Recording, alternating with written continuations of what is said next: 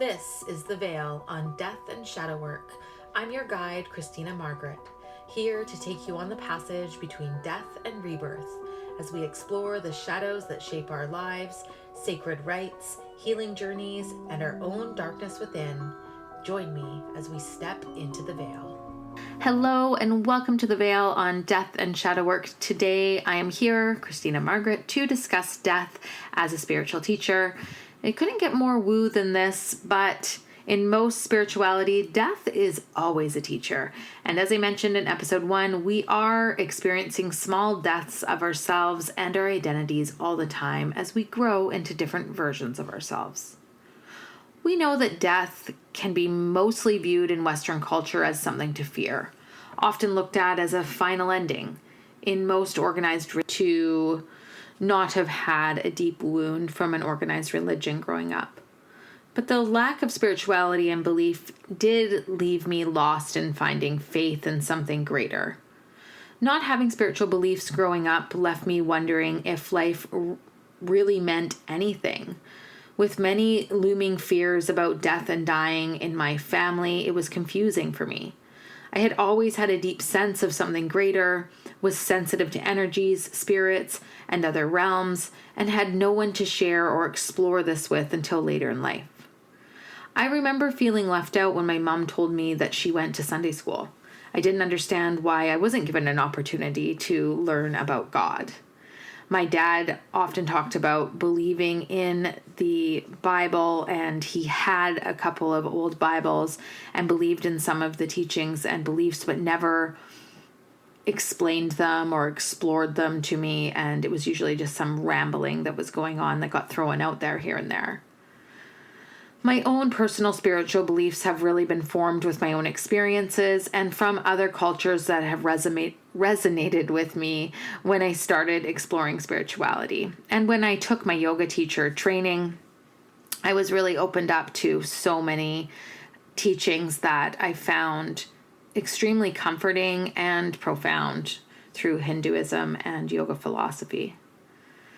I grew up with a lot of different animals as a kid. I had chickens, pigeons, cats, dogs, bunnies, and where we lived there was also horses and cows and pigs. So in growing up as a country kid, I learned a lot about death from nature. Baby animals that didn't survive or that were weak and killed by their parents, animals that got old and died, and animals that just got sick or either had to be killed or have them put down. Death in nature is harsh, cruel almost, heartless at times. And because I loved animals so much, it was never easy to see them die, even if I was taught to understand those laws of nature.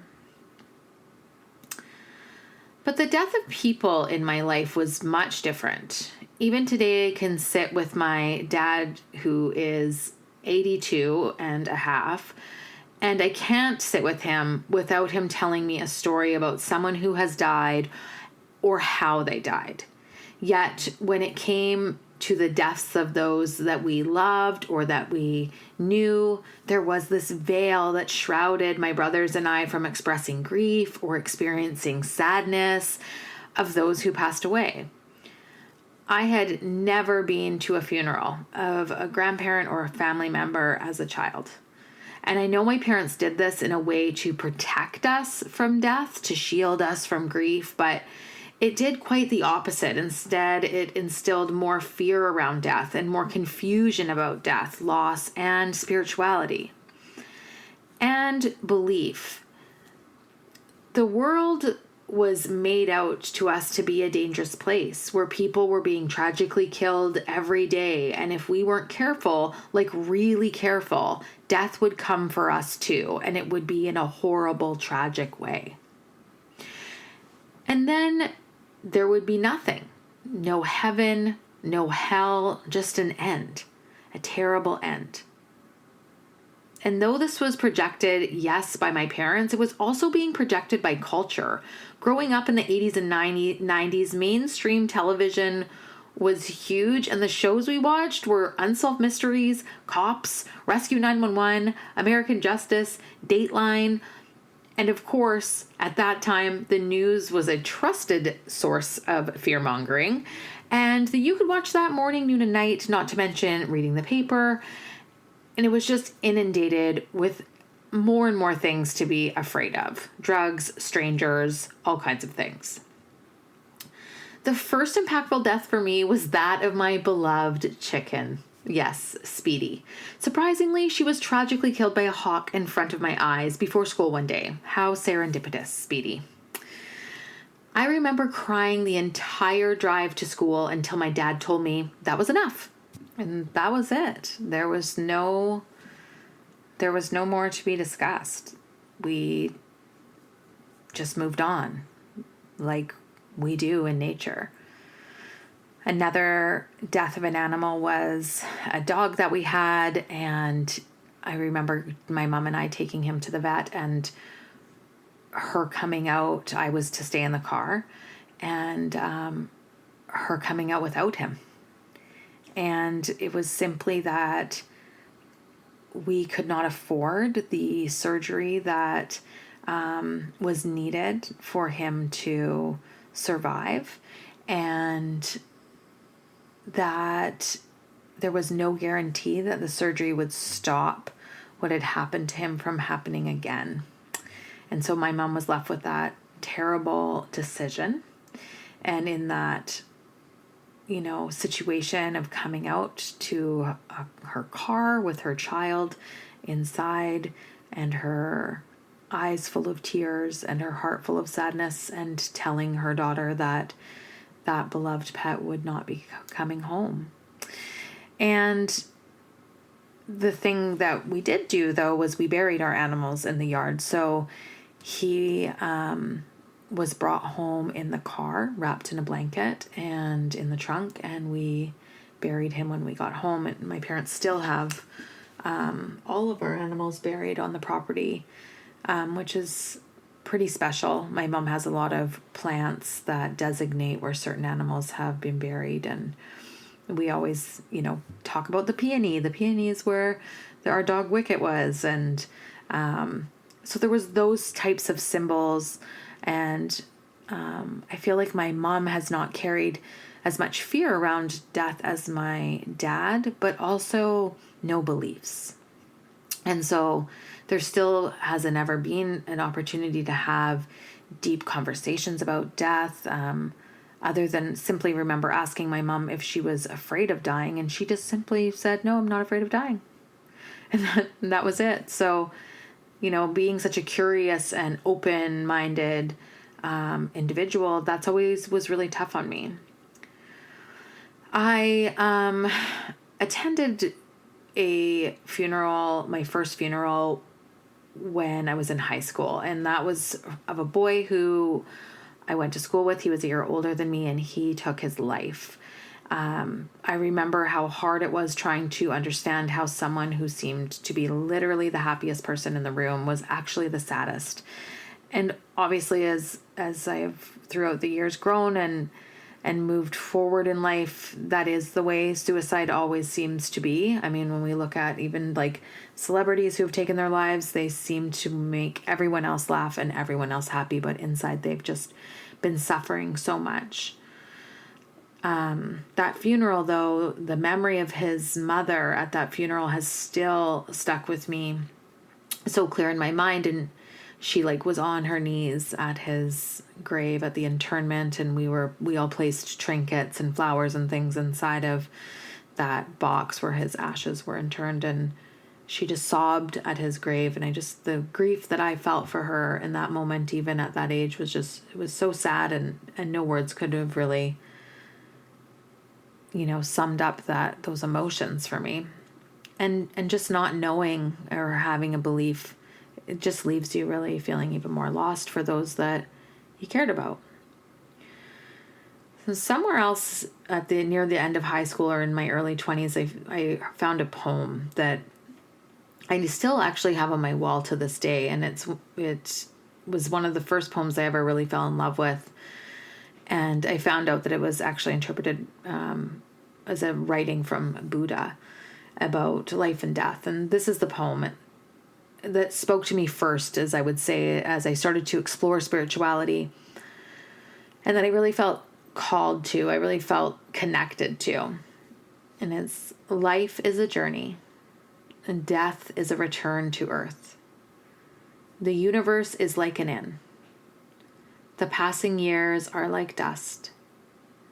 Regard this phantom world as a star at dawn, a bubble in a stream, a flash of lightning in a summer cloud, a flickering lamp, a phantom, and a dream. I've done a lot of healing around my death wound, and I continue to do a lot of healing around my death wound, including creating a podcast about death. And obviously exploring this topic and befriending death is a huge part of that. But how do we befriend what fears us the most? So, like, if we look at the teachings of Buddhism, in Buddhism, death is viewed as a natural and inevitable part of existence within the cycle of samsara, the continuous cycle of birth, death, and rebirth. The teachings around death in Buddhism include looking at impermanence of all things, especially life, as a way to let go of attachments. They understand that the attachments that we carry only cause more suffering as they create beliefs and denial about the cycles of all things having a death, whether those deaths are physical, emotional, or spiritual. And death is an expression of impermanence, is one of the beliefs. And I think this is fascinating, is if death is an expression of impermanence, believing that everything is constantly changing and nothing is fixed or permanent. We see this in life, we see this in the seasons of nature around us, and within our own personal seasons and cycles. In Hinduism, which I have explored through yoga teacher training and years of studying since then, death is also viewed as a part of this larger cosmic cycle of birth, death, and rebirth known as samsara.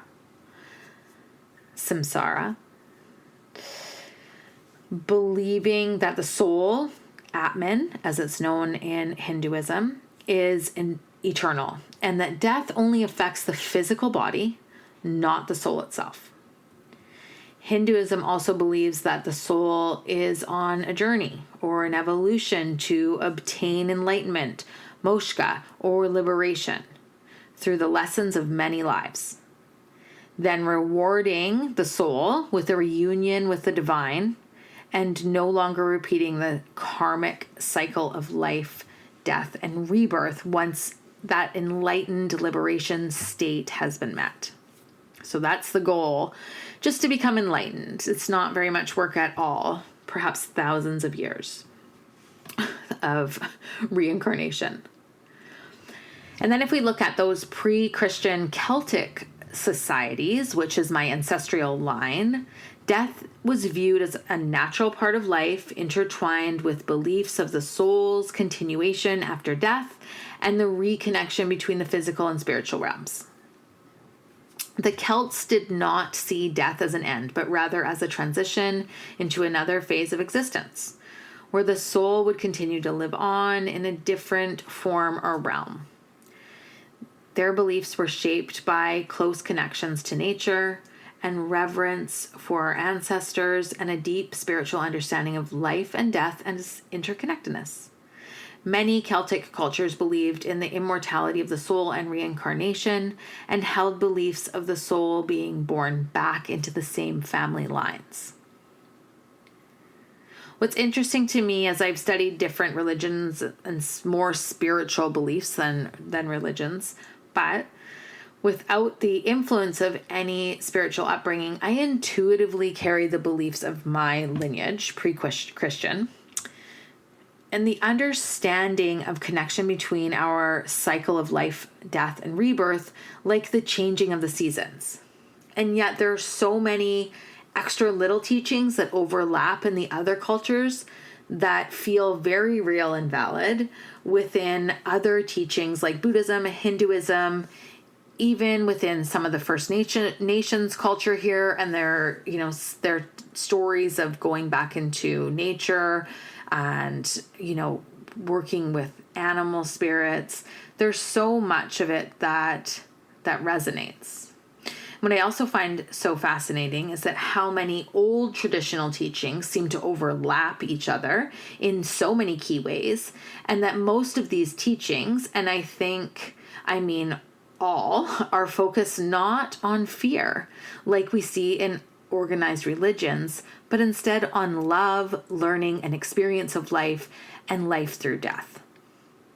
It wasn't until the mainstream of religion got involved by stripping people of their cultures that things started to change. And it was all based on fear. It was based on fear of the feminine. It was based on fear of people not being under control. And those teachings got really mixed up into a place that's left people really afraid of life. Death is here like anything as a teacher to show us how impermanence is an opportunity to live and experience life more deeply and freely, knowing that we will not ever be stuck in one particular moment in life. That just as we must move through that which is hard, like grief or change, that we also can release our attachments to moving through the experiences of things like joy and happiness, instead of holding on and trying to control only feelings of what is good or comfortable because it is safe, because the nervous system is so damaged within this current state of being and living. Bypassing the deepest lessons of life that life has to offer is in release and in letting go. So new aspects of us can be born. And I'm recording this as we're just moving out and through this liminal space of Samhain, and we had a Scorpio new moon. Samhain was taking place right through the cusp of the dark moon, moving into the new moon. It couldn't be like this more potent time. And then Ayurvedically, it's the peak of Vata season where the veil has been so thin and the energies support these opportunities to release and let go. But really, you have never missed your window to let go. You will never miss your window to release and let go. So it's great to use these energies and these peaks and valleys, let's call them, but you're being invited to release and let go all of the time. Your body doesn't want to hold on to everything. It naturally releases things every single day, just through sweat and like urination and needing to burn calories and all of the things that it does scientifically. It also needs those things emotionally and spiritually. So whether that's like within your own personal seasons of life or within the season like that we're in right now, like Vata season, that began in late summer and will continue until early winter when we transition into this like heavier shift of Kapha energy. So we have this light energy of air and ether right now that's been with us since late summer. We've just peaked in that energy and it will be with us until early winter. But then we shift into some dense energy, that earth and water energy, and through those winter months that lead into early spring. And they can be really challenging to sit with if you're not doing the work to let go. And so winter will get heavy. And you wonder why we get depressed in the winter. Yes, we need more vitamin D, but we also need to practice releasing, because if we're holding on to everything is just going to become stagnant within us as soon as we hit that Kapha season, and it's going to get harder and harder to release. So let yourself release a little baggage whenever you can. Lean into trusting those deaths within yourself to be a teacher rather than something to fear. Thank you so much for joining me today on The Veil on Death and Shadow Work.